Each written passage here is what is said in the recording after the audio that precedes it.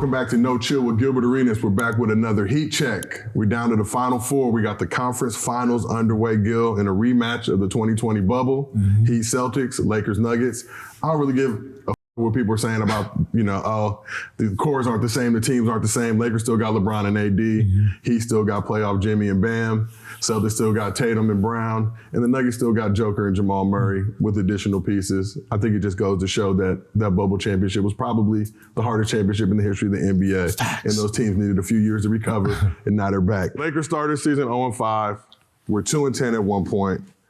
At that point in the season, few people gave him a realistic chance to do anything. I will give you your flowers now and say that you were one of the few who stood by him. I still buy him publicly. Behind the scenes, I was nervous. I was scared. You already know. It was just not another year of this shit. I'm loyal, man. Yeah. I'm loyal. I'm loyal. But also got to give you your flowers because in the not so distant past, you predicted this outcome. We did a show. We were on another part of the house on your luxurious couch. And you said if the Lakers got 7th, they played the Grizzlies, they'd be able to beat the Grizzlies. We talked about that 3-6 matchup with the Kings and Warriors. We thought the Warriors would get through. You said if they did get through, LeBron and AD had something for Steph's ass. Proved to be true. Lakers took down the defending champion Golden State Warriors with Steph Curry. So want to know, what have the Lakers shown you this postseason? Consistency, resiliency, guys that we don't, we're not paying attention to are stepping up to play. It's a team effort. No matter if we have LeBron and AD, everyone's pitching in. Coach, Ham is doing a good job, man. The rotations. The rotations are better than Frank Vogel's, not gonna lie. Even though Frank, he has some championship. The rotations are better. The group is better. The lineups are better. So the chances of winning is a lot better than it was before. Here is just, continuing to get better, continuing for different guys to step up to help win. And how much love and credit does Rob Pelinka deserve? Everybody's funny, man. Whenever the Lakers are trash, it's the GM, it's LeBron's fault. We want to give Rob Pelinka some love, too. Being able to pull off the move to get Rui, later that trade deadline move to get D'Lo, Vanderbilt, and that crew over there, completely turned around the Lakers season. He's made some horrible decisions. He's made, I'm not even gonna lie, right? Getting rid of Brendan Ingram when he was only 21, 22 years old. It's a horrible decision. Made All-Star, the following year. But you end up winning a championship. You wouldn't do that for AD, looking back on it. No, there was, the one Magic was gonna put, he had Kuzma and BG staying. Okay. Same deal. Okay. I don't know. Yeah. So you'd have had AD and BG, which seems like a better deal because now BG would still be on his team because he's still young. Yep. So horrible decision there, but we won the championship. And I don't want to say bringing Westbrook over here was horrible, but it didn't pan out. It wasn't a good fit. It wasn't a good fit, and making the change for a better fit makes him look very well. This is a better fit. Even if, they don't win a championship, but they will. I have to give, Pelinka credit for, pulling a move that, made the team better. Yeah, we don't obviously want to start celebrating now. There's much more basketball left to be played. But when you look at where this team started versus where they are now, a lot of people thought they would have been in Cancun by now. No way they would have got past Steph and these defending champion Warriors. Narrative quickly shift from the Warriors were the favorite. It's Steph's era to, Steph don't have enough help now. And that's really because they got outplayed, outcoached. Whatever you want to say, they had guys on the roster who are more than capable who have done it previously, just won a championship the year before. Roster changed a little bit, but I think their top 6 players were still intact from the previous season. Again, Steph's supposed to be him, supposed to own and dominate LeBron. These things didn't happen. So because the last time LeBron went against Steph, LeBron won. I remember. No, I'm just saying they playing championship. No. Before that, LeBron won. Oh, without non-KD. See, they lost. They brung KD, so that's the only thing that changed. If they never brung KD in, Steph probably wouldn't have the rings he has. He'd probably just have the 2. I mean, I can't say that just because even if they wouldn't have brought KD, they would have brought in somebody else. But if they didn't bring in nobody and they had to go against them again by themselves with LeBron, you know what I mean? They're getting. You know, so I mean, we can all say anything, but when I looked at the lineup, it's like, LeBron has more help now than he did the last time they played. So, I can see them really taking, Golden State down. Golden State needs to get better. Everyone needs to get better. You can't go into any year thinking your team is solid because you did something. We're going up against what? Denver. Go smack on them real quick. We're going to talk about that in a second.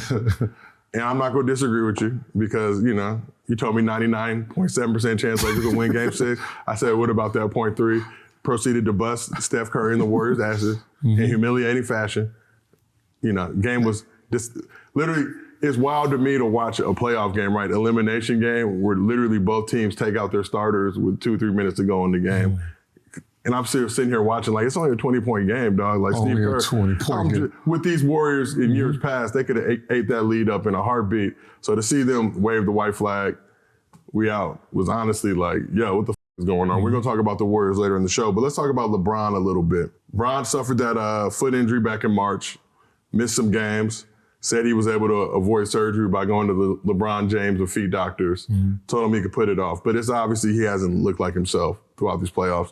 Still playing solid, still remarkable feat, especially when you consider all the other injuries that have impacted this postseason from guys like Giannis, from guys like Embiid, much younger gentlemen, much more spry, much in better shape than a 38-year-old LeBron James. But do you think LeBron has enough left in the tank to stay healthy for up to potentially 2 more playoff series?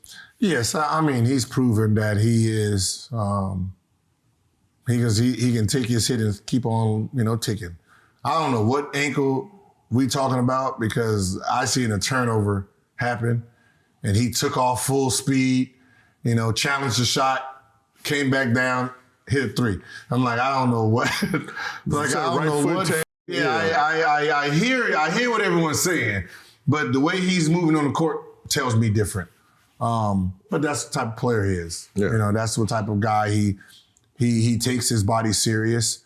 And when you start really watching his behavior, as athletes, you really need to really sit back and understand why he has lasted this long. As soon as the season's over with, he's back in the gym, working on his body as a whole, right? Preparing his body, abs, structure, stretching. He's already back in the gym. There was a video, I don't know if it was game 4. It was either game 4 or game 6 where, games at 7, he's at the gym at 1:30. I think it was both games. 1:30. 1:30, he's at the gym, preparing for the game. So when other players look and they're coming to the game on the first bus or the second bus, LeBron James has been in the gym 5 hours before you, working on preparing for this game. You know what I mean? He's highly prepared. He is letting us, we're seeing glimpses of what he's doing. If you want to last this long, follow the mode. While you're all sleeping and doing this and, you just finished eating, 2 hamburgers, soda and some ice cream, before the game, sleeping, then waking up at 3 and then Oh, yeah, you said they're usually in that before the game. Yeah. Not the night before. No, before. Yeah, so you can see he's at the gym already doing his shooting, stretching, lifting, massaging, meditating, back on the gym. Like he has, he's treated like an actual job. He's working like it's a 9 to 5. When majority, the 95%, the other 95%, just 95. He's in his own little lane. 95% of the NBA is 2 hours a day. So this brings me to a question that from an outsider's perspective, somebody like yourself, right? The Kobe's of the world, the guys who literally showing up 3-4 hours before a game, regular season game, didn't matter what was going on, religiously, routinely, the amount of work you're putting in. How do other guys see that and say, well, and I'm not, I see all the work that Gil and Kobe and LeBron. I see LeBron's here at 1:30. I'm just going to still get here at 5. Success. The reason people don't get better is because they're seeing success of what they're doing, not realizing to reach new levels, you have to do new things. And I think that's why people got mad at me about the Greek to Freak comment, right? They don't understand how I see the game, right? You've had success, MVP, championship. To unlock this new level, you need to learn this skill. Yeah, we're all happy that you did this, but I'm saying if you want to get to this unlock, you need to work on your mid-range, your jumper, your pull-ups. Once you add that to the game you have now, this door unlocks, right? And I don't think people really understand the concept of it, right? There's levels like Jordan, LeBron, Kobe tried to get in it. Kobe might be in it, depending on who you ask. The Tiger Woods, the Mayweathers, they're up here. There's a select few of people in this world that's on top of this thing. There's some that's here. There's some that's here. There was something that kept them from here. Yeah. Right? And that's where I'm trying to help you unlock these new doors, because you're the success that you're at, you think I'm fine, I'm content. Yeah. And that's what happens. People are content with the success they're getting, not understanding that, to get to another level, you really have to add on to this, because that other level has all new. Yeah, for sure. But like I told you before, my dad, works with the Bucks, been around Giannis for the bulk of his professional career. Giannis is the guy who puts that work in.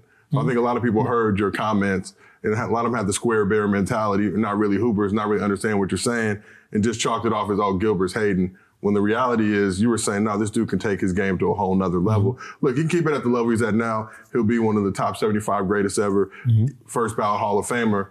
But all right, now you've reached this pinnacle of success. How can you now get it higher? And that's even, we talk about the failure comments and things like that. Like, failure is not a bad thing. Failure is a part of success. Failure is a part of life, but you got to acknowledge it.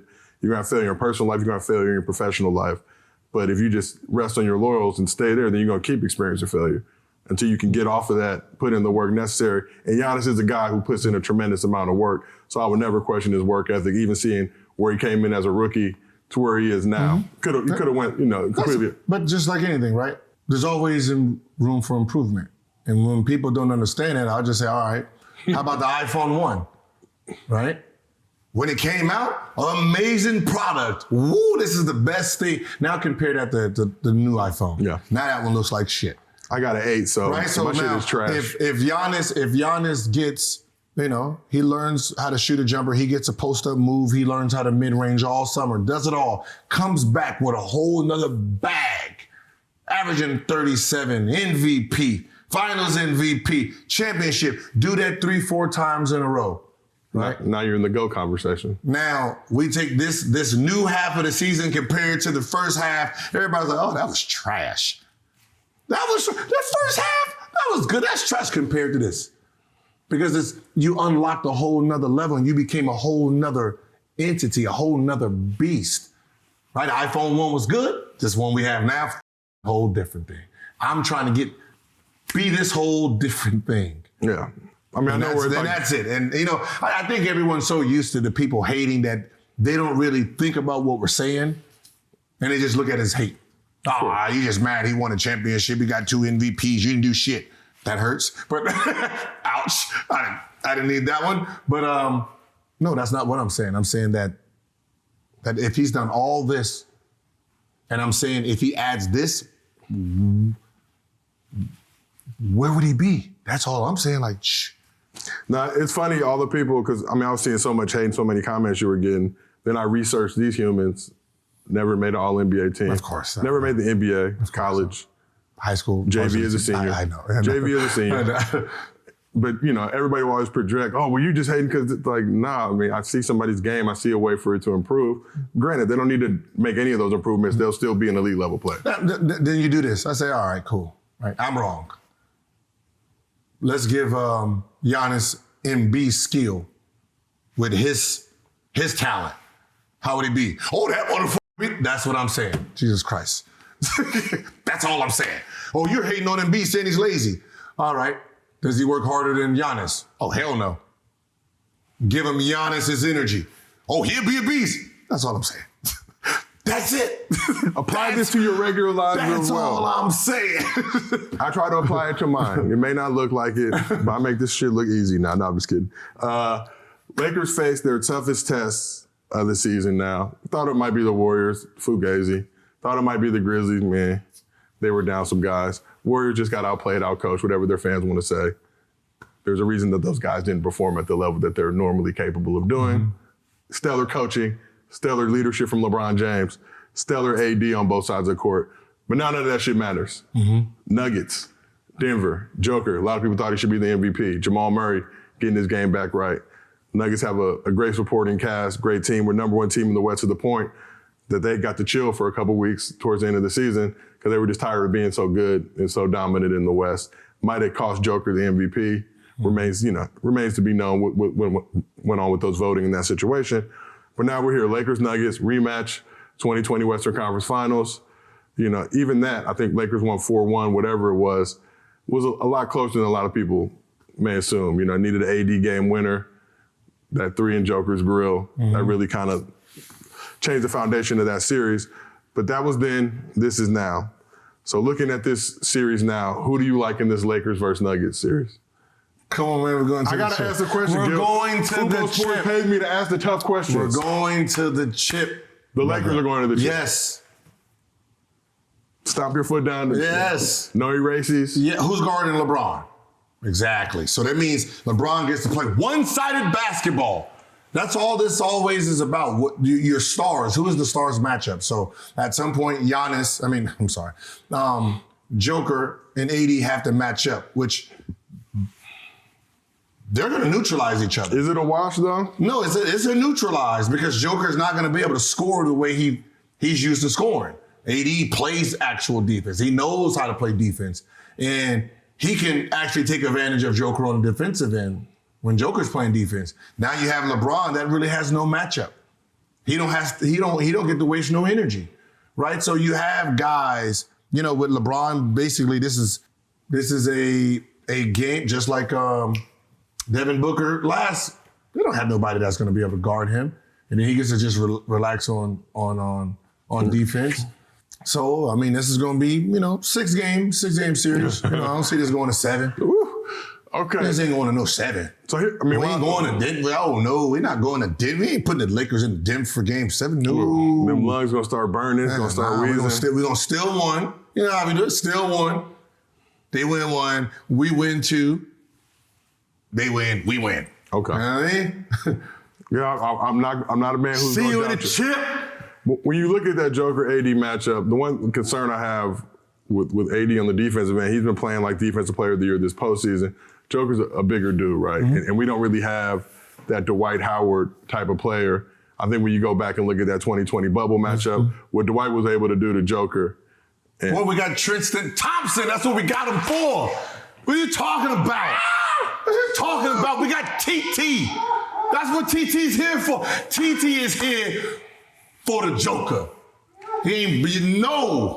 When that deal first happened, back in my mind, but Tristan Thompson is not Dwight Howard.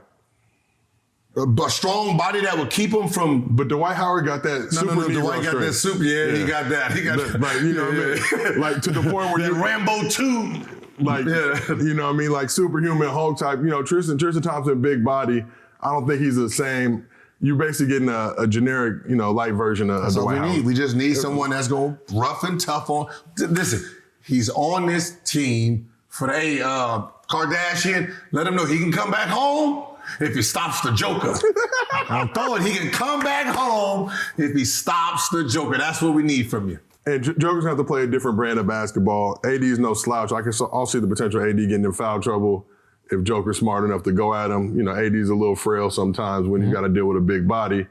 But on the other side, Joker got to guard AD. Yeah. So, that's where I feel like he can't neutralize. But that's what I said. This is one of those neutralized. LeBron gets to be that defensive player behind AD. So we have a little 1-2 punch. They have, Murray, D'Lo, That's going to be a great matchup for D'Lo to really, like boggle down and focus. We have AR. That could help. Him bringing a different element to the game that they're not paying attention to. So we listen. 6 games at most. Yeah. Right. 6 games at most. I'm trying to hope. I hope it's in 5, but 6 at most. Then we get ready for that chip. Does Austin Reeves feel like the X factor in this series? Everyone. But I'm saying, what LeBron's going to do. You know what AD is going to do. Reeves kind of struggled a little bit early in the series against the Warriors. Came back through, was cooking dudes. Second year player, undrafted, going toe to toe with the person many assume to be the greatest point guard of all time. I'm still a Magic Johnson fan, but handled his business. I knew when he hit the half quarter, game was done. Yeah, I think if D'Lo, Reeves is an offset. I think if D'Lo can keep his matchup close, we can't have no 30, 40, 50 output from Murray, with you having 10-5 or something, right? You're going to have to keep that scoring within at least 8 to 12 points, right? You keep it within 8 to 12 points, then, we should win this series easily. Okay. Well, I'm going to take that to the bank, Gil, because you never let me astray. I get nervous sometimes. I'm not going to lie. I know. I don't know. Typical light-skinned, weak-minded sometimes. You know what I mean? Never doubt, but just, there's so much shit that could go right or wrong in any series. But we here now, Western Conference Finals. Lakers is coming for that ass. And we don't pretend to have journalistic integrity, none of that bullshit. No. We're biased. We're biased. You watching the show, you know what you're getting. You give me a whistle, I'm letting you know who I'm voting for. We ain't even got to pretend. Come on, Joker. Get your ass out of there. Get your ass out of here. I'm going to review it, see it, and still make the same call. I seen this shit. So now let's move to the Eastern Conference. We got the Heat and we got the Celtics. Heat continue their improbable playoff run. To a lot of people, they just snuck into the playoffs. This team was, number 1 in the East, I want to say last. So this is not like you're dealing with a team who's not accustomed to obviously winning big playoff series. Lost Tyler Hero. He should be back at some point by the NBA Finals if they can make it that far. But we're getting now our 3rd Eastern Conference Finals matchup between the Heat and the Celtics. Heat won 2020, advanced to the finals. Celtics won 2022. I think Jimmy Butler had the 3 that was just a little bit short to get the Celtics over. And now this is the rubber match, if you will. It's a different Jaylen Brown, different Jason Tatum. Obviously a different playoff Jimmy. He's playing at a level right now that's extremely remarkable. So who do you like in the Eastern Conference Finals and why? Man, I mean, these teams are so close because, Miami's really a 1 or 2 seed. They just started off bad this year, had some problems during the season, but, you're really talking about a team that was the year before a number 1 seed. So you have 2 teams that are actually great teams. This is a very great matchup. It's going to be wing play, right? So it's who can defend who the best. I love Boston. You love the team or the city? I mean, I love. I love the 2 stars. Okay. I just love the 2 players. Don't like the rest of the line. Let me try this again. We live in a digital era, right, where they're gonna mash that up. Somebody's gonna make a meme of you just saying, "I love Boston." Yeah. All right, I'm trying to spare you. Jaylen Brown and Tatum. That's it. Right? Okay, just making sure. That's it, right? The rest of the lineup, I'm not too fond of. Really? Yeah, it just doesn't. It's not a winning team. You're not rolling with Mark for a championship. They just played against okay, listen, I'm mad because I look stupid because I talk shit about both of them because both of them should have made it if they played different teams, but they got to play each other. So one was going to make me look stupid, right? Right. So one, I said this is a trash team and this is a trash team. So 2, the trash plays each other. Someone has to win. Okay. Right. So I'm rooting for Jaylen and Tatum, but I'm rooting for Miami. I'm rooting for Miami personal. Yeah, so I wanted the Heat because I thought that we get the home court advantage. We should. I mean, we are the higher seeded team, according to Adam Silver's NBA. Yeah, but what do we do the plan for if the 7th seeded team doesn't get home court advantage over the 8th seeded team? Yeah, but I think it's regular season higher percentage. So we need to change that up right quick. How is the 7th seed not getting home court advantage over the 8th seed? Adam Silver's and them's. Yeah, so I mean, that was the only reason I wanted the Heat, thinking that we get the higher seed. So at that point, really, I'd rather play the Heat anyway because they just got Jimmy Butler, and so it'd really be hard for them to actually beat us for 7 games or 4 games in that championship. But hopefully Jimmy can do what Jimmy do and neutralize the 2 studs over in Boston. But at the end of the day, this is a West Coast championship. I'm sorry. This is just a West Coast championship. Can't debate that. I'm fine with it. If this was the Bucks and Giannis, then going into that championship battle, then we can say, all right, this is close. But there's no one on the East right now, the 2 teams that's good enough to beat Denver or Lakers in 4 games. So let's win 4 games now. Well, let's chat about that a little bit. You got Jason Tatum. Shaky game 6, pulled through in the 4th quarter to get the Celtics to win to force the game 7. Game 7, generational performance. Steph had just set the record for game 7 with 50 points against the Kings in that game 7. Less than a week, 2 weeks later, Jason Tatum now 51 piece in the Garden, absolutely cooking, humiliating, embarrassing this Sixer squad. So you're telling me that if Jaylen Brown and Jason Tatum, who've had some run-ins with LeBron earlier in their career, they ain't kids no more, they grown-ass men now. You telling me that a Brown-Tatum duo, how they look now, wouldn't give the Lakers some problems? This is what I'll tell you, it really depends who's officiating. No. We get the Celtics fans officiating. No, because the young boys that give us a run for our money, but they don't have enough. They don't have enough role players. They don't have enough role players that do great things that can put them over the top, right? If you have Jaylen Brown and Tatum. We have LeBron and AD, right? If you take those 4 off the team and then say, all right, who is stuck with the most talent? It's Lakers. We got Austin Reeves, we got Lonnie Walker, William Gabriel. No, I'm just kidding. D'Lo, that's what I'm saying. We have more time. They have defense. What I'm saying, they have defensive players that great defense, but you got to score the basketball too. Yeah. If you're just relying on I'm going to stop you and not score, it's just ridiculous. Because if they have Marcus Smart and White on the court at the same time, that's just 2 players that we don't even have to pay attention to. You gotta watch him a little bit, girl. We got a while. He's gonna be one's gonna be right here, and that wants to shoot 3. The other one's gonna be over here with the forehead. Look like he has. Him and forehead is gonna be in the corner. I'm saying, you know what I mean? And that's just it. One's gonna be right there. One's gonna be right there. Marcus Smart. He gonna be right there because so he can go there. I step, throw the ball to here. Okay. So we already know where the they're gonna be. We already know where they're gonna be. And it's not like this is the Golden State Warriors or Denver. There's gonna be a lot of passing going around. There's gonna be ISO basketball from 2 players. And it's not like 2 players are ISOing and then they're gonna pass. I mean, we can see the assist. 1, 2.5, higher, lower. The other one, same thing. So we can say that once they get the moving and going, they're not gonna really pass that ball if you give them a dig and a hard soft double, right? So, it's really contained these 2, and what do you have? And then on the other side, you just got Jimmy. We good. We will find out. You mentioned the Warriors. It should be a 2-day parade. Hey, LA, 2-day parade. 1 for 2020, where am I? 1 for 2020 and 1 for this one. 2-day parade. I agree. I'm going on your camera. I'm sorry. This ain't we normal. never got our parade. We want a Saturday and a Sunday. And quickly, and obviously this is a little off topic, but stop jamming up all the people selling hot dogs in front of Staples Center. Please, LAPD.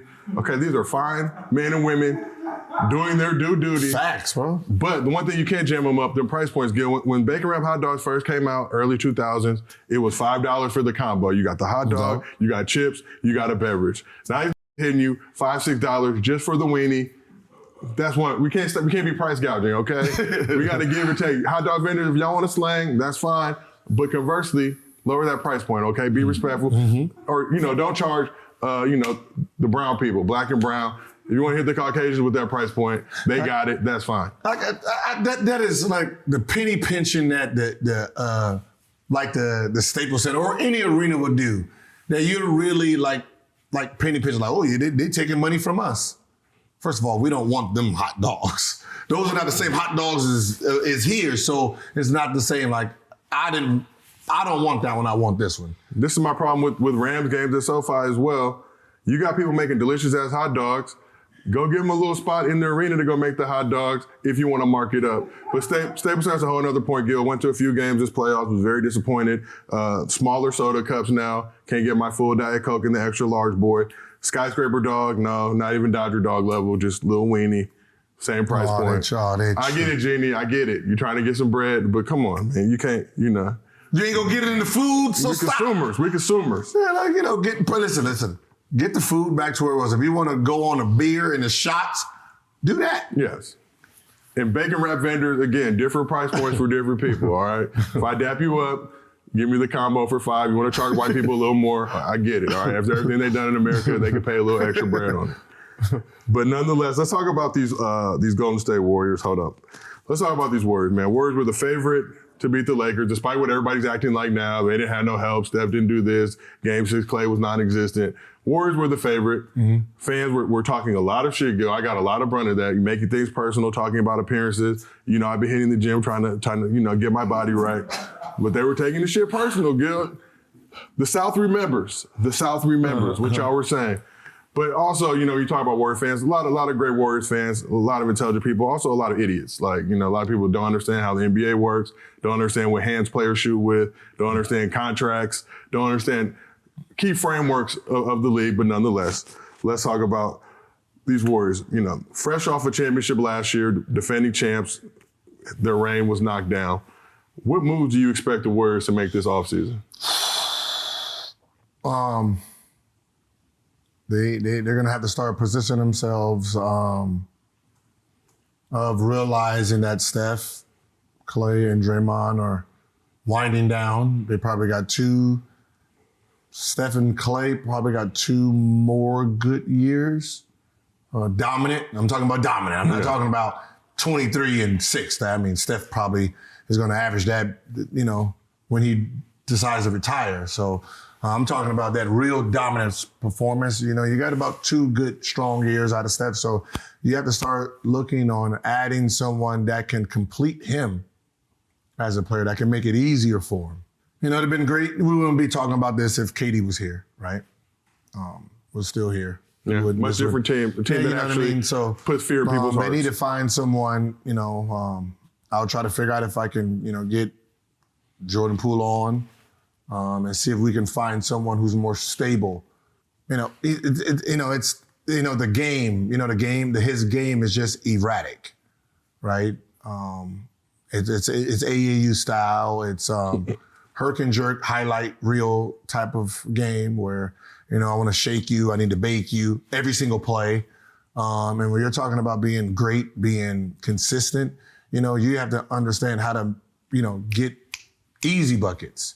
Right? Yeah, we see Steph do all the sham and jam, but, that's 10% of his game. Jordan right now is 90% of your game. I'm going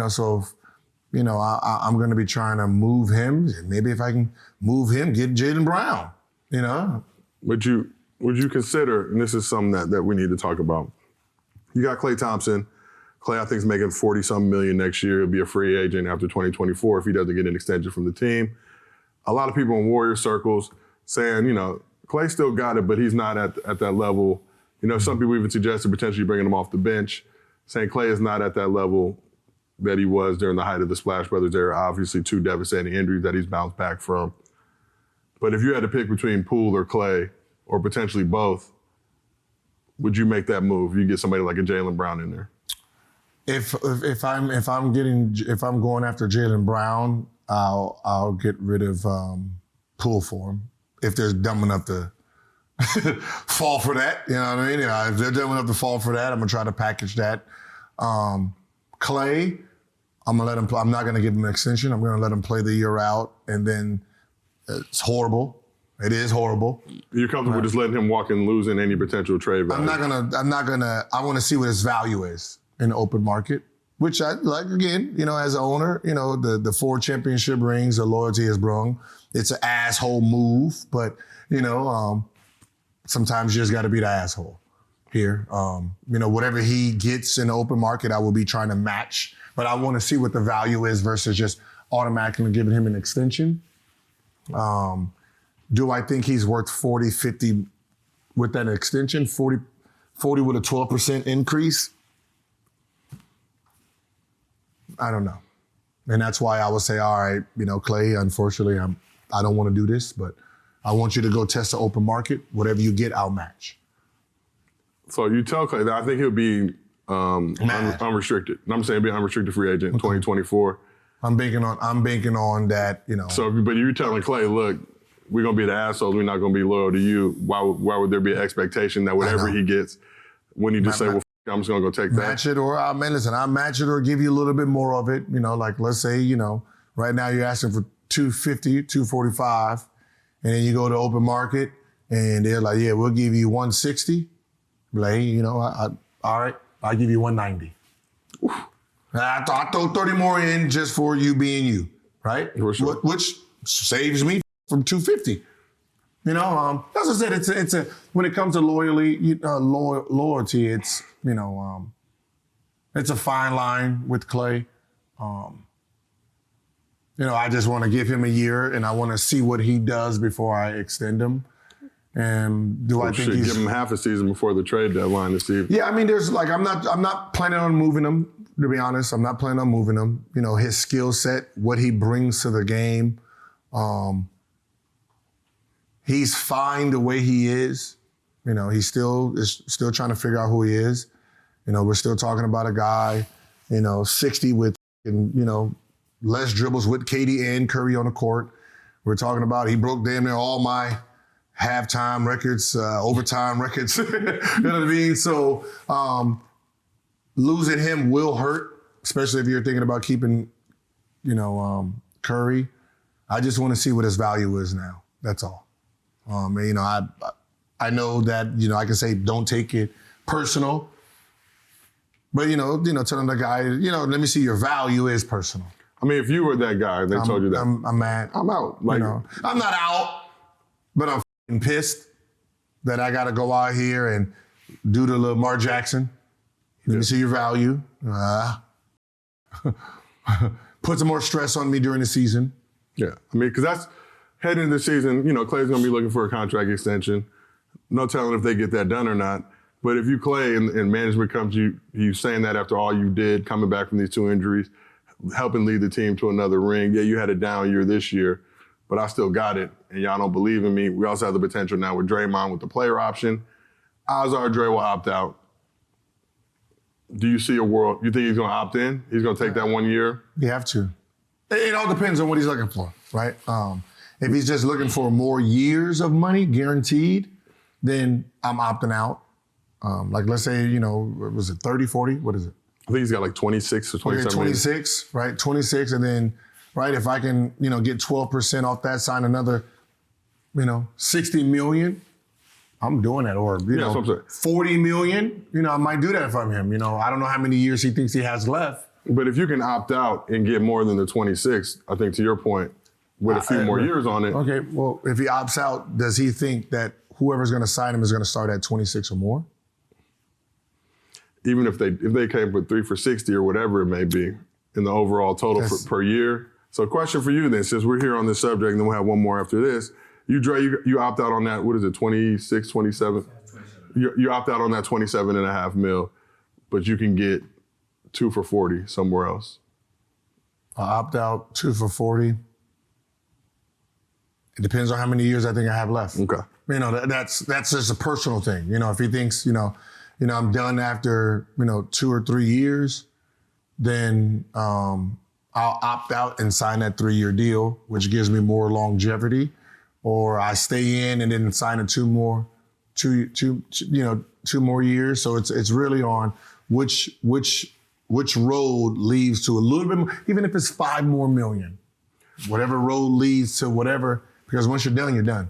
So then follow up to that, do you feel like if, and we're not trying to put you in the mind of Dre, but similar to a Clay situation, They gave Poole this money. You bing Poole. Week after you bing Poole, he signed a 4-year, $128 million extension. Teams essentially telling you, this is the guy we believe in, this is our future.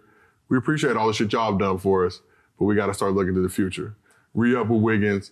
Now you're in a situation, right, where you could potentially go test the free agency market, or you opt into this 1 year hoping that maybe they bring you back for a couple more. A lot of uncertainty whether Bob Myers returns, just a lot of uncertainty with that franchise in general. Are you willing to take that risk if you're Draymond? Yeah, it depends on what the conversation sounds like. At the beginning, everybody was Poole as the new guy.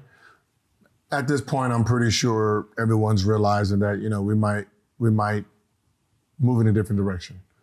Now, let's say Poole and Wiggins for Jaylen Brown. That's a whole different team now. Draymond is valuable and Clay's valuable at that point. So,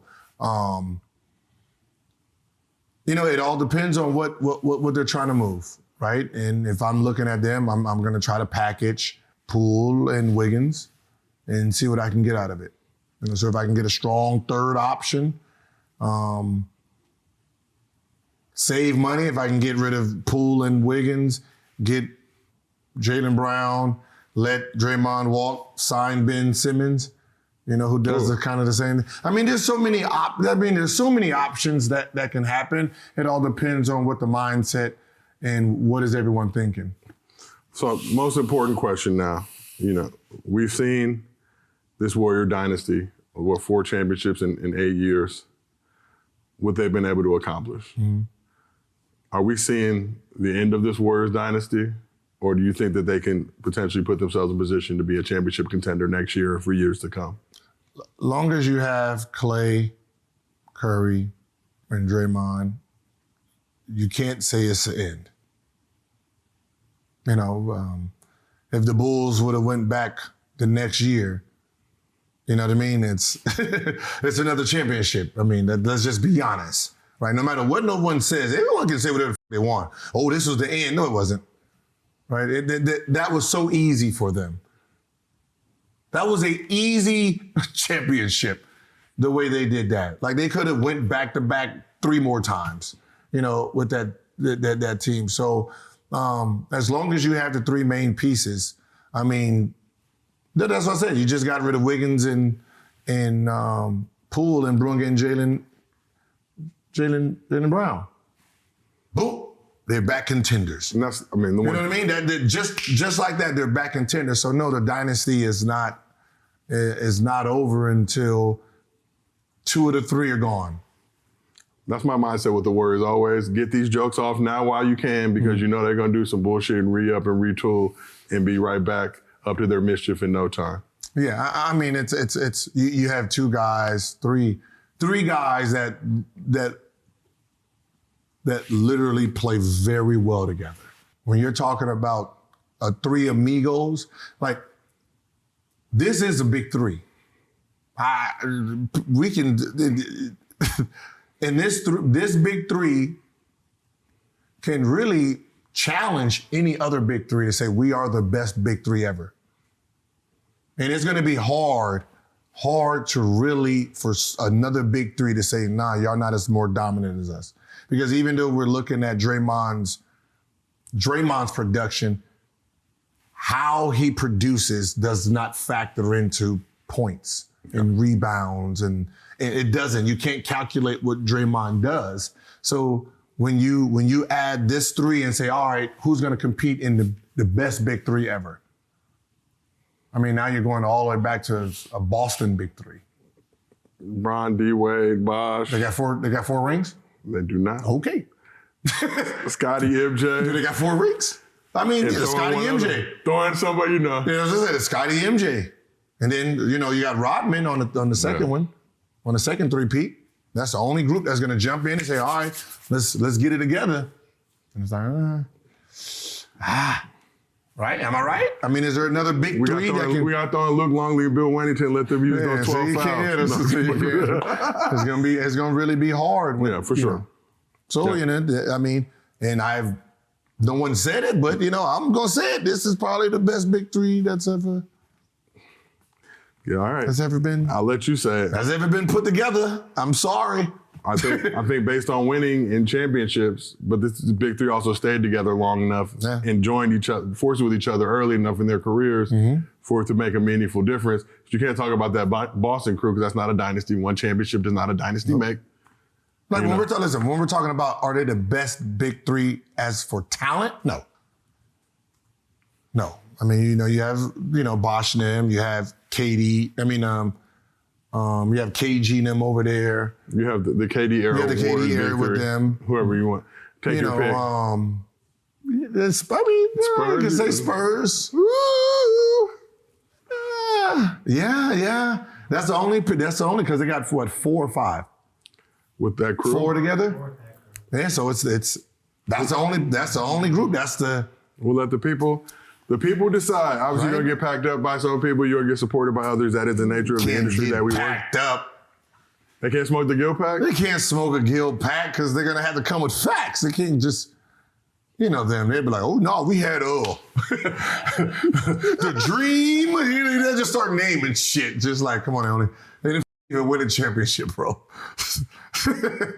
The Dream won too, but I'm just saying. But that's it'd be a big three that didn't win anything, but they just want to bring it in because they look good on paper. Because the three look great on paper. It's just talking about like, I'm not saying this is the most talented big three that's ever been. Yeah. But winning big three, most successful, longs together. The only team is Spurs, really, or someone back in '63 that no one knows or remembers or cares.